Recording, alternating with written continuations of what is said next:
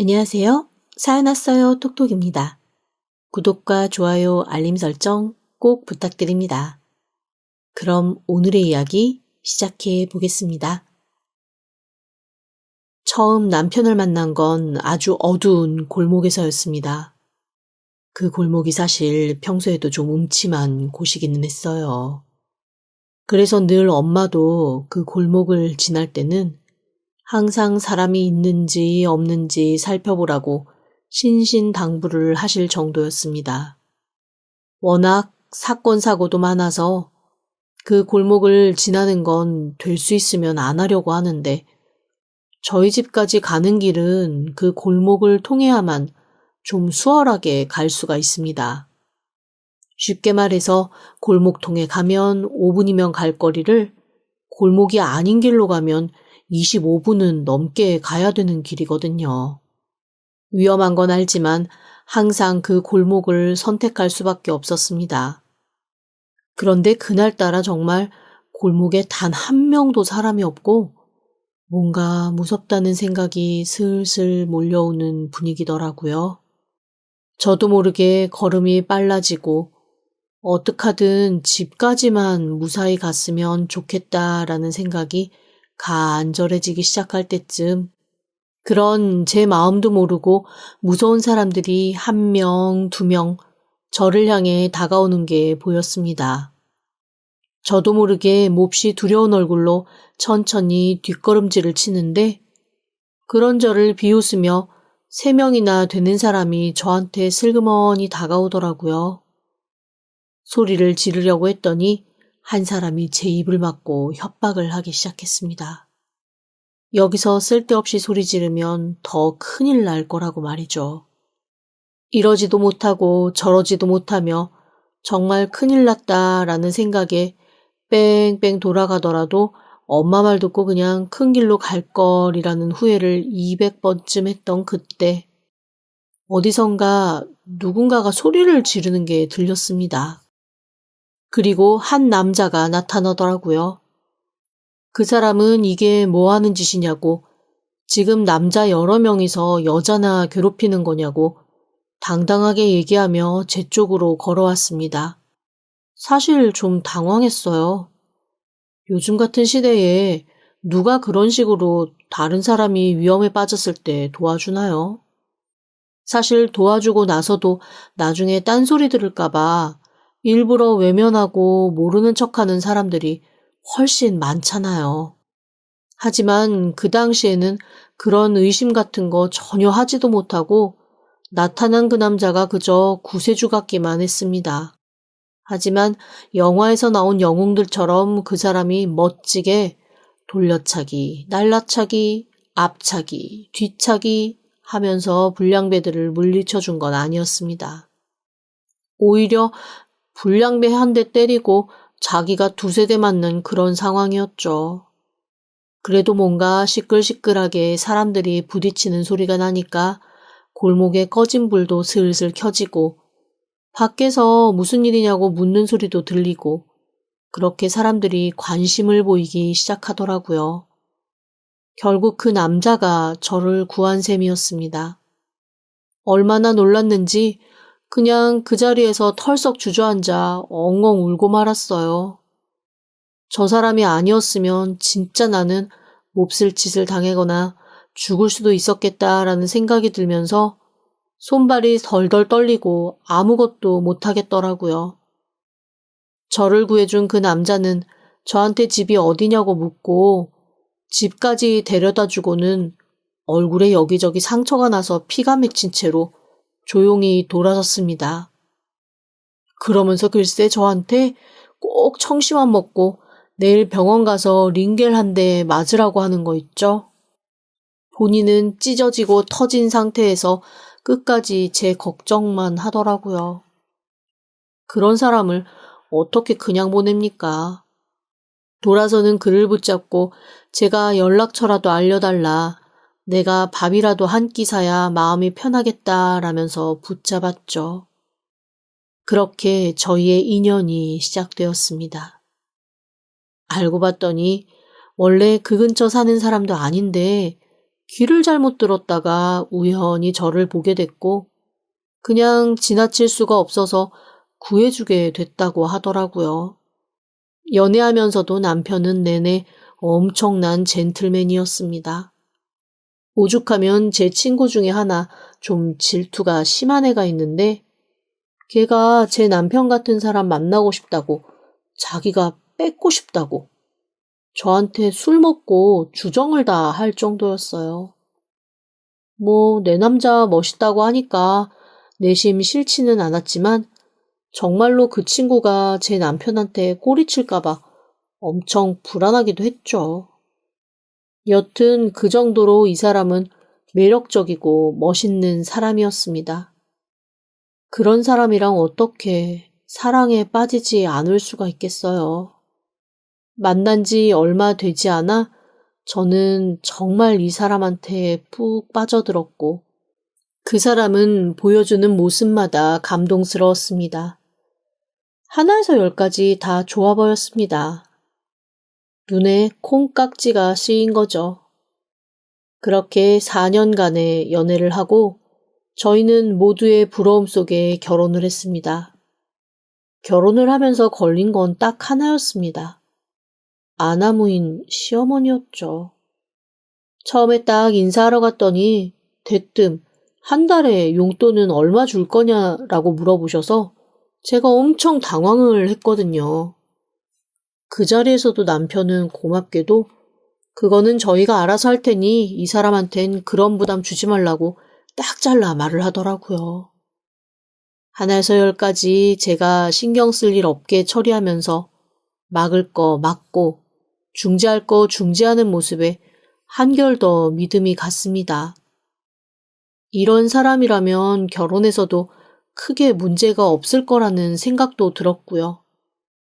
제가 결혼 결심할 때 걱정된 건 시어머니 시아버지가 너무 남편만 보고 의지한다는 거였고 그거 외에는 정말 아무런 거리낌이 없었거든요. 하지만 그 하나뿐인 문제도 남편이 알아서 정리를 해주니 저로서는 더 이상 망설일 이유가 없었습니다. 하지만 진짜 문제는 결혼하고 나서 드러났습니다. 사실 결혼 전에도 남편이 한두 번씩 연락이 안 되는 경우가 있기는 했었어요. 연애하면서 그것 때문에 한 서너 번 싸웠던 것 같습니다. 근데 그때마다 늘 핑계는 하나였거든요. 너무 피곤해서 알람도 못 듣고 잠이 들었다는 핑계요. 그런데 이 사람이 같이 여행을 가보면 그렇게 잠을 많이 자는 사람이 또 아닙니다. 그리고 잠귀도 엄청 밝고요. 이거는 뭔가 핑계가 있나 보다라는 생각이 들면서도 본인이 그렇다니 제가 뭘 어떻게 하겠어요. 연애할 때야 한두 번 싸우고 속상하고 말면 그만이었지만 그런데 이게 결혼 생활이 되고 나니까 엄청 스트레스 받는 요소가 되더라고요. 왜냐? 연락이 끊긴 채 외박을 하기 시작한 겁니다. 사람이 집에서 잠을 안 자고 밖에서 잠을 자면서 연락이 끊기는 경우는 사실 거의 없잖아요. 그럴 일도 없고요. 늘 추궁하면 들려오는 대답은 또 하나입니다. 회사 숙직실에서 잠깐 피곤해 눈 붙인다는 걸 푹 자버렸다. 안 그래도 너한테 연락이 온 거 보고 너무나 소스라치게 놀라서 깼다. 이게 늘 제 남편이 저에게 하는 변명이었습니다. 처음 한두 번은 믿고 용서했죠. 그거 가지고 이혼하네 마네 할 순 없잖아요. 그런데 그게 하루가 지나고 이틀이 지나니까 한 번, 두 번 반복되고 나니 점점 너무나 큰 스트레스로 다가오는 거예요. 그래서 몇 번 집도 나가보고 정말 대판 싸워도 보고 아주 난리를 쳤습니다. 하지만 잠으로 인한 그 사람의 습관은 바뀌지가 않더라고요. 이게 사람이 아무리 난리를 쳐도 안 바뀌면 결국엔 둘 중에 하나더라고요. 싹 다 포기하고 아이고 그래 마음대로 해라가 되던가 끝까지 못 참겠으면 그냥 헤어지고 안 보는 방향을 택하는 건 말입니다. 저는 그거 하나만 빼면 나머지는 다 괜찮지 않나 싶은 마음으로 전자를 택했습니다. 그리고 그게 저의 가장 큰 잘못이었다는 건 아주 나중에서야 깨달을 수 있었습니다. 어쨌건 남편은 제가 더 이상 거기에 대해 무언가 터치를 하지 않으니 더 자유롭게 외박을 일삼기 시작했습니다. 어이없는 건 늘 장소는 똑같아요. 회사 숙직실. 그래서 저도 어느샌가부터 이 사람이 들어올 때가 됐는데 연락도 없고 전화도 끊긴 채 별 소식이 없으면 또 숙직실에서 자나 보다라고 그냥 생각하고 체념하는 데까지 이르렀습니다. 사실 처음부터 제가 숙직실에서 잔다는 걸 믿은 건 아니었습니다. 제가 3번 정도 회사 숙직실을 급습한 적이 있어요. 이거 분명 숙직실이라고 얘기하고 다른 데서 자고 있겠거니 라는 생각을 했었거든요. 당연히 그렇게 생각하잖아요. 무슨 회사 숙직실이 여관도 아니고 그렇게 허구한 날 잠깐 눈 붙여야지 하고서 마냥저냥 잘 수 있는 곳이 아니지 않습니까? 그런데 늘 회사로 쫓아가서 남편을 찾으면 그때마다 너무나 미안한 얼굴에 정말 갓 샤워하고 숙직실에서 뛰쳐나온 사람을 꼴로 허둥지둥 남편이 나오곤 했습니다. 엄청 피곤한 모습으로 미안하다고 나 또 회사 숙직실에서 잠깐 잠들었다고 뛰어나오는 남편과 함께 집으로 돌아오면서 그때마다 그래도 다른 데서 자는 건 아니네. 진짜로 숙직실에서 자네 라는 생각을 하곤 했습니다. 몇 번 그런 일이 있은 다음부터는 더 이상 남편이 숙직실에서 잔다고 할 때 의심을 할 수도 없더라고요. 이게 사람이 은근히 길들여지는 거죠. 그리고 그 길들여짐이 정말 아주 고도의 작전이었다는 건 아주 나중에서야 알게 되었습니다. 그것도 아주 어이없는 방법으로 말이죠. 결혼한 지 그렇게 10년이 지났습니다. 10년 동안 아이는 생기지 않았어요. 아이를 갖고 싶어서 엄청 노력했지만 저한텐 찾아오지 않더라고요. 애쓴다고 애써도 안 되는 게 있다는 걸 처음으로 뼈저리게 느꼈습니다. 아무리 노력해도 아이가 생기지 않으니 남편은 그냥 우리끼리 잘 살자고 시댁에서도 아이에 대한 요구 없으시고 남편도 부부가 함께 행복하게 살면 굳이 아이는 없어도 된다라고 생각하니 그냥 우리끼리 행복하게 살자고 그렇게 얘기하더라고요. 사실 그 부분에 대해서는 제가 시어머니, 시아버지에게 많이 감사하고 있습니다. 다른 집 시부모님들은 자식들이 아이를 낳지 않겠다고 하면 펄펄 뛰거나 아니면 받아주고 인정하는 척하면서도 은근히 압박을 주거나 둘 중에 하나인데 두 분은 정말로 저한테 단 한 번도 아이에 대한 얘기를 해보신 적이 없습니다. 오히려 제가 너무 이상하고 민망할 정도로 진짜 단 한 번도 저한테 얘기하시질 않아요. 하지만 전 알고 있습니다. 어머님, 아버님이 얼마나 아이를 원하시는지 말이죠. 오죽하면 2번 정도는 제 앞에서 말실수 하신 적도 있어요. 뭔가 되게 예쁜 리본 달린 가방을 보고 이거 예은이 주면 참 좋겠다라고 하시길래 제가 예은이가 누구냐고 물어봤거든요. 그랬더니 어머님이 몹시 당황하시며 이렇게 말씀하시더라고요. 아유, 내가 주책이다. 사실은 너희한테 혹시 딸이 생기면 이름이 예은이면 좋겠다 라고 생각을 했었거든. 그래서 나도 모르게 항상 예은아, 할머니한테 언제 올래?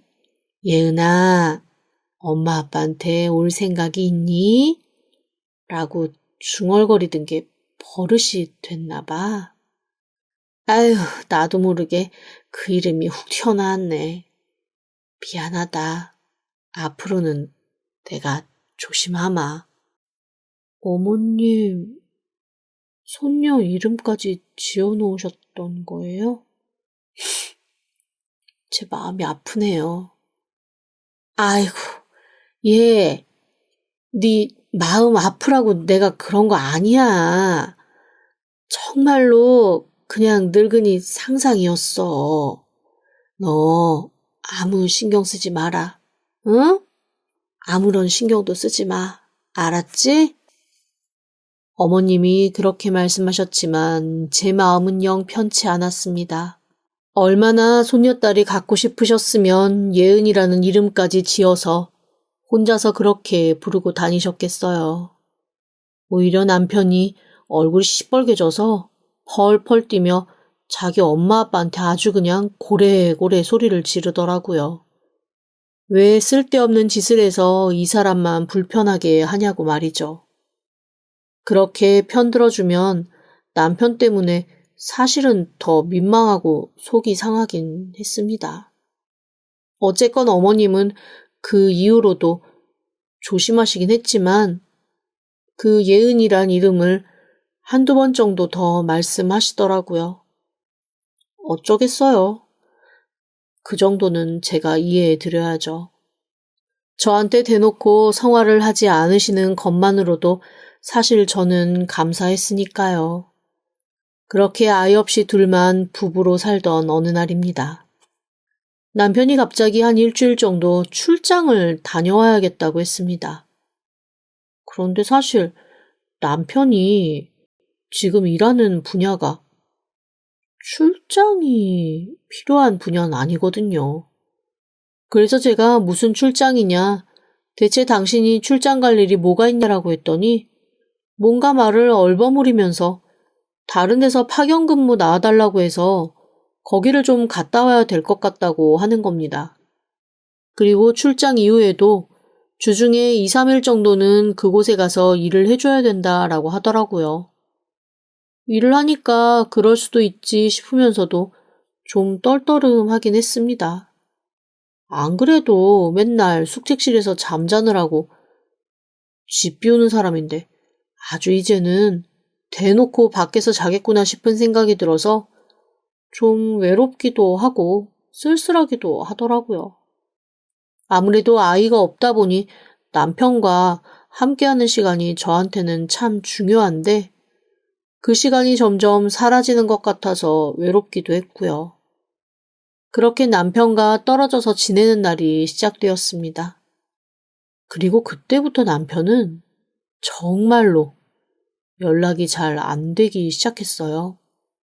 아니, 무슨 회사 일은 자기 혼자 다 하는지 맨날 전화하면 낮에는 바쁘다고 끊고 밤에는 또 골아 떨어져 자는지 자느라고 못 받고 아주 남편과 통화하기가 대통령 만나는 것보다 더 어려워지더라고요. 그리고 어리석게도 저는 그때까지만 해도 남편에 대해서 단 한순간도 무언가를 의심해 본 적이 없었습니다. 그런데 사람이 참 뭔가 일이 되려면 이상하게 진행돼서 그 일이 흘러가나 봐요. 제가 남편에게 의심을 하기 시작한 건 진짜 아주 우연히 제가 목격한 한 장면 때문이었습니다. 그날 남편이 3일 만에 집에 들어오는 날이었거든요. 저는 남편이랑 오손도손 저녁 먹고 도란도란 얘기할 생각에 살짝 들떠 있었죠. 그런데 남편이 집에 들어와서 샤워를 하더니 굉장히 저한테 미안한 얼굴로 친구 녀석이 아주 심각하게 급한 일이 있다고 같이 밥 먹으면서 의논을 좀 하자고 해서 친구와 저녁을 먹기로 방금 약속을 했다는 겁니다. 서운하기도 하고 좀 어이가 없기도 했지만 이 사람도 계속 지방 왔다 갔다 하면서 친구랑 만나는 시간이 그다지 많지는 않고 또 평소에도 그렇게 친구들이랑 교류가 많은 편은 아닌 사람이었거든요. 허구한 날 친구 만나러 나간다면 모를까. 정말 가뭄에 콩나듯 친구하고 얘기를 좀 해야겠다고 저한테 미안하다고 양해를 구하는데 그거 안 된다고 매몰차게 굴 자신이 없더라고요. 그래서 일단 알겠다고 다녀오라고 허락을 해줬습니다. 그렇게 남편이 친구를 만나러 나갔죠. 그런데 이 정신없는 사람이 글쎄 지갑하고 핸드폰을 두고 나간 거예요. 아이고, 분명 지하철 타고 간다 그랬는데 지하철역까지 갔다가 불이 나게 다시 되돌아올 것 같아서 부지런히 들고 쫓아나갔습니다. 그런데 아파트 입구에서 남편이 누군가를 만나 반갑게 인사하는 걸 보고 저는 순간 당황스러워 걸음을 멈칫거릴 수밖에 없었습니다. 남편이 얘기하고 있는 남자가 제 눈에 엄청 낯익은 사람이었거든요. 그런데 낯은 익은데 제가 본 적은 없는 사람입니다. 되게 이상한 말이지만 아는 사람이 아닌데 낯이 익어요. 내가 분명 저 사람을 어디서 봤는데, 본 게 분명한데, 그런데 어디서 봤지? 이름도 모르고 어떤 상황에서 봤는지 생각도 안 나는데 나는 저 남자를 알아. 뭐지? 이건 전생의 기억인가? 이런 어이없는 생각이 들 정도로 너무나 또렷하게 그 남자의 말투, 생김새, 게다가 어이없게 향취까지 기억이 났습니다. 제가 남자의 향을 기억할 일이 뭐가 있겠어요. 연애라도 했다면 기억을 할 수 있겠지만 저는 저런 남자와 연애를 한 적이 없거든요. 정말 이상한 생각에 머릿속을 뒤집고 또 뒤집다가 너무나 큰 충격에 순간 다리가 풀려 털썩 쓰러지고 말았습니다. 그 남자 아는 남자였어요. 바로 오래전 골목에서 저를 덮쳤던 그 강도였습니다. 분명 그 사람 맞았어요. 제가 사람 얼굴은 잘 기억 못하지만 저한테 그런 짓을 한 사람을 잊을 리는 없거든요. 그런데 왜 그 남자가 제 남편과 저렇게 희희낙낙 웃으면서 얘기를 하고 있는지 이해가 되지 않았습니다. 멍하게 서 있다가 남편이 주머니를 뒤적뒤적 하는 게 보이더라고요. 얼른 핸드폰과 지갑을 들고 그냥 아파트 안쪽으로 뛰어들어갔습니다. 그리고 다시 나오는 척 뒤를 돌아섰죠. 남편이 저를 발견하고 당황한 얼굴로 여기서 뭐 하냐고 묻더라고요. 당신 뭐해? 여기서 왜 나왔어? 언제 나왔어? 방금 당신 이거 두고 갔길래. 그래. 안 그래도 이거 가지려고 지금 가는 길이었어. 지금 나온 거야? 언제 나온 거야? 지금 나왔어? 그렇다니까. 왜 자꾸 물어봐. 왜, 당신이야말로 무슨 할 말 있어? 할 말은 무슨, 아니야. 들어가 어서. 나 오늘 좀 늦어. 남편은 눈에 띄게 당황하면서 저한테서 핸드폰과 지갑을 받아가지고 허둥지둥 다시 뛰어나갔습니다.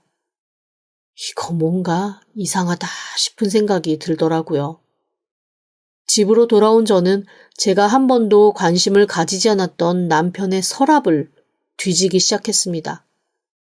평소 남의 일에 크게 관심도 없고 남의 물건 손대는 것도 싫어하기 때문에 남편이 자기 서랍 따로 가지고 있다는 것도 알고 있었고 그 서랍을 무슨 일이든지 항상 열쇠로 잠가 놓는다는 것도 알고 있었거든요.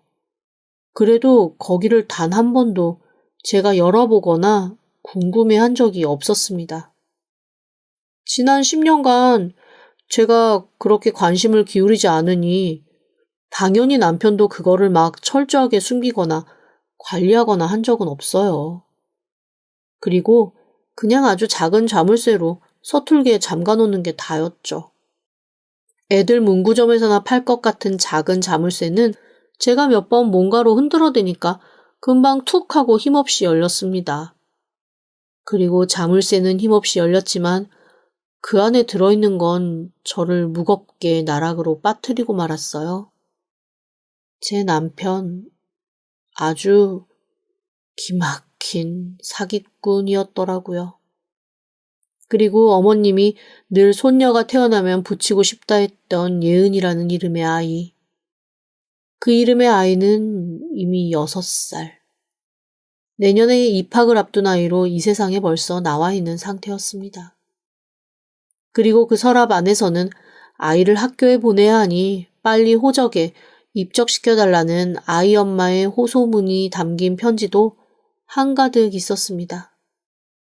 남편이 친구를 만나러 나간 그동안 저는 그곳에서 남편의 이중생활을 샅샅이 만나고 있었죠. 그중 가장 충격적인 것은 남편이 저와 결혼하기 위해 벌인 일들이었습니다. 처음 남편과 만날 당시 저희 집이 좀 잘 살았거든요. 솔직히 저희 집이 잘 살았다기보다는 저희 아빠의 집안이 잘 살았습니다. 큰아빠와 삼촌들은 정재계에서 각각 한 자리씩 다 차지하고 계셨고 사촌들도 명무대 나와서 의사, 변호사, 검사 다 그런 직업 가지고 있는 사람들이었거든요. 그 쟁쟁한 집안 사람들 사이에 사실 저희 집이 가장 평범하고 무난했습니다. 아빠가 약간 아티스트 기질이 있으신 분이라 그런 삶에 별로 관심이 없으셨던 까닭에 저희 집은 약간 돌연변이처럼 모두에게 왜 그러고 사냐라는 눈총을 받는 그런 가족들이었거든요. 그런데 아마 이 남자가 그걸 모르고 저한테 접근하려고 계획을 짰던 모양이더라고요. 처음에 그 강도 사건도 이 사람이 다 계획한 거였습니다. 제가 무서워서 벌벌 떨 때 기사처럼 짠하고 나타나 제 마음을 휘어잡고 저랑 결혼하려는 작전이었던 거예요. 저는 그것도 모르고 이 사람한테 푹 빠져서 놀아난 거였죠. 너무 분하고 화가 났습니다. 게다가 이 사람이 자기 친구한테 보낸 문자도 고스란히 남겨놨는데 거기에는 저랑 결혼해서 사는 이유가 적혀 있더라고요. 이렇게 적혀 있었습니다. 이 여자, 저 여자 만나고 다니며 어이없는 거짓말을 해도 바보 등신처럼 믿어주는 편리한 자판기라고 말이죠. 대체 내가 왜 자판기인가 살펴봤더니 밥 달라고 하면 밥 주고 물 달라 하면 물 주고 빨래 해달라 하면 빨래 해주는 그런 사람이라 자판기라고 저를 부르고 있더라고요. 많이 허망하고 많이 기막혔습니다. 세상 천지 얼마나 못난 여자면 자기 남편한테 자판기라는 소리를 듣고 살까요? 게다가 그런 자판기 나도 하나 있었으면 좋겠다며 너 실증 나면 나한테 중고로 싸게 넘겨라 그런 얘기 나는 친구들을 둔 남자요. 자기 아내를 두고 그런 말을 하는데도 화는커녕 10년이 넘어 중고값도 별로 안 나온다며 더 저를 무시하는 대답을 하는 남자를 제가 남편이라고 믿고 살았던 겁니다. 너무 분해서 심장이 찢어질 것 같았습니다. 게다가 저를 가장 기암에 빠뜨린 건 마지막에 발견한 남편의 수술 동의서였어요. 더 이상 아이를 낳을 수 없는 수술을 했더라고요. 그걸 해놓고도 저한테는 아이 없이 살아도 괜찮다고 너무 고생하지 말라고 있는 대로 착한 척 예쁜 척 다 했던 겁니다. 얼마나 저를 비웃고 있었을까요? 가질 수 없는 아이를 열망하며 혼자 끙끙 속상해했던 저를 얼마나 속으로 무시하고 어이없어 했을까요? 그래놓고 자기는 숨겨둔 딸아이와 함께 멋진 아빠인 양 알콩달콩 일주일에 몇 번씩 그 집 가서 재미있게 지냈던 겁니다. 그러다가 이제 아이가 학교 갈 때가 되니 뭔가 몸이 다른 듯 안절부절하는 날이 잦아진 거고요. 새삼 친구를 만난 것도 무언가 또 다른 작전을 짜려고 하는 게 아닌가 싶은 생각이 들었습니다. 정신을 반쯤 놓고 남편의 서랍을 뒤지던 저는 나갔던 정신이 확 돌아오는 사진도 한 장 발견했습니다.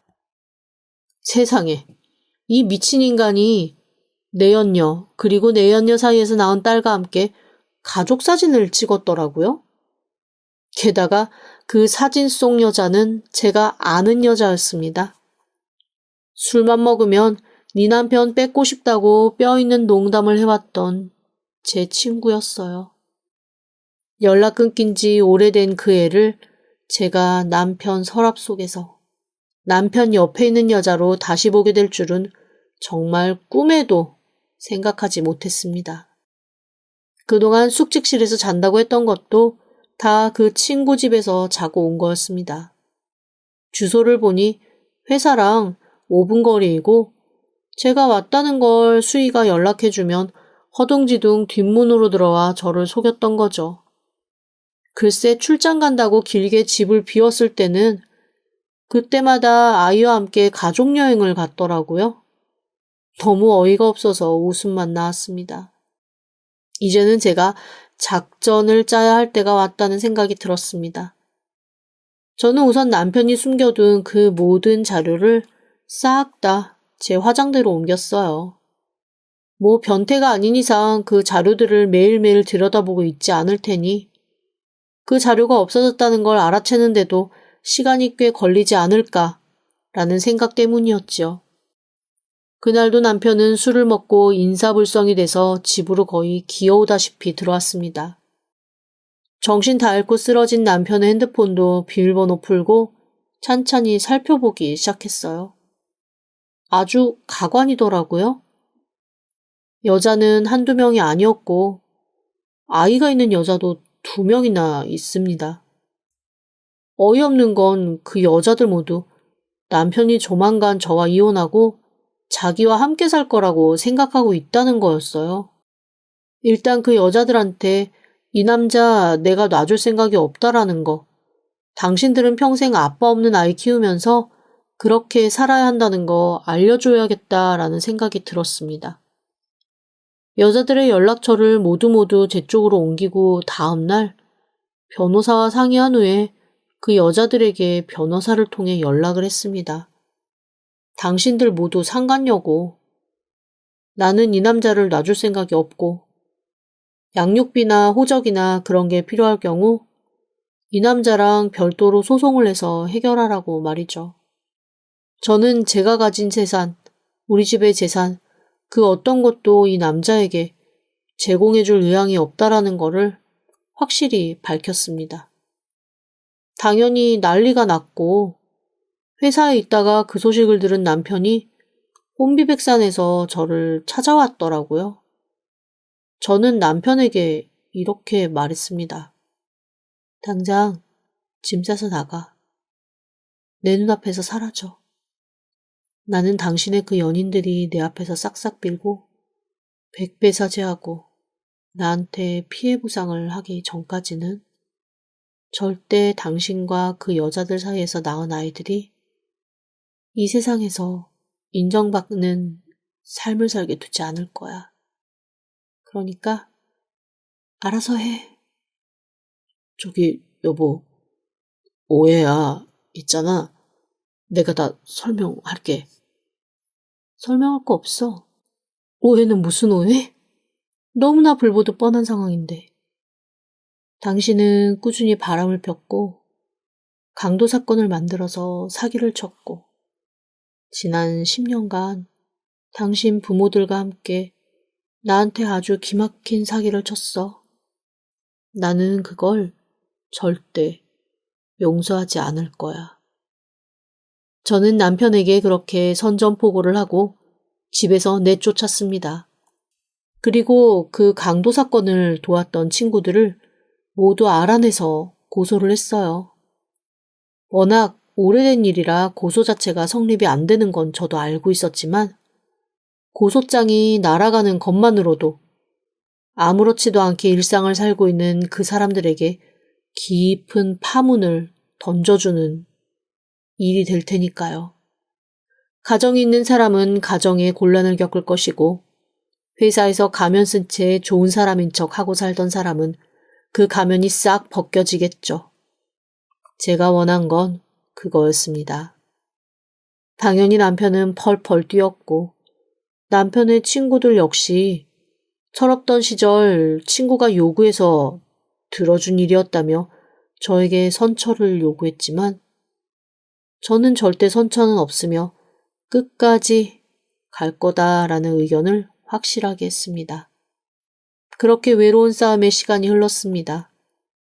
이 시간이 앞으로도 쭉 이어지겠지만 저는 절대 포기 안 합니다.